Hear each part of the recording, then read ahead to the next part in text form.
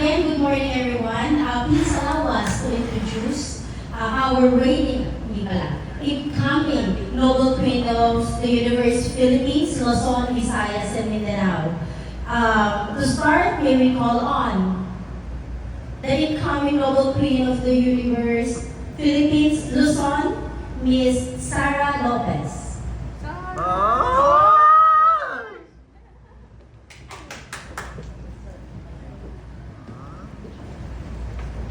Ganda. Ganda.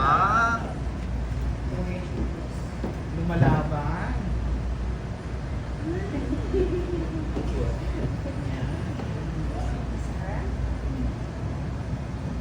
Hi, I'm Zara Lopez, representing Luzon!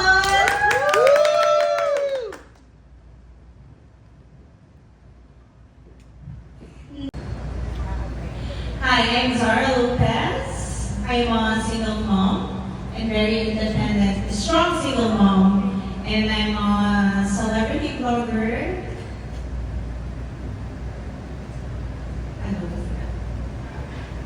Okay,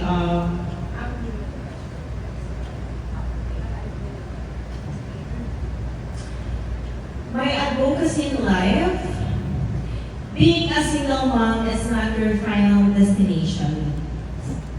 I want to be an inspiration to all single moms out there that we have to be strong, independent, and face daily life battles. And life is so hard, but God has a plan to make you stronger. Thank you so much.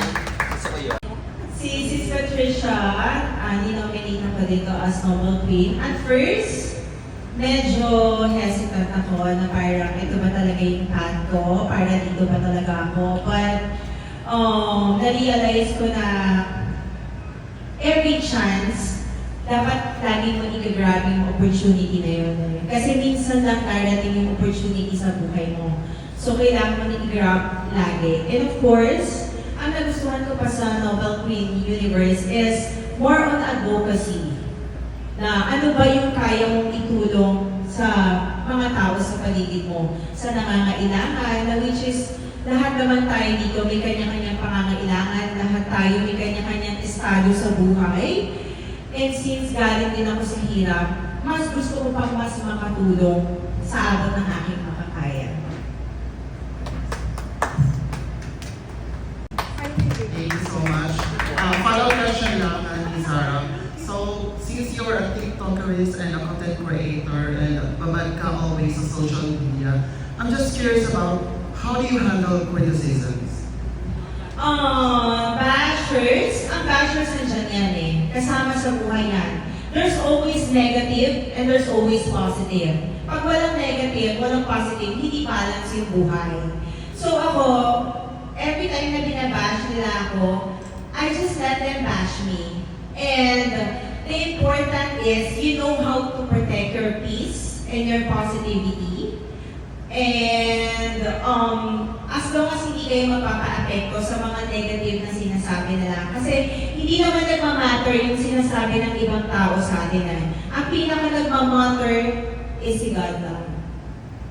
Thank you so much.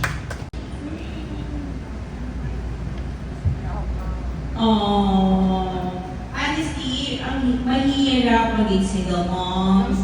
And then, maging content creator kasi halos everyday talaga gumagawa ako ng contents. And then, ang dami ko rin mga events. But,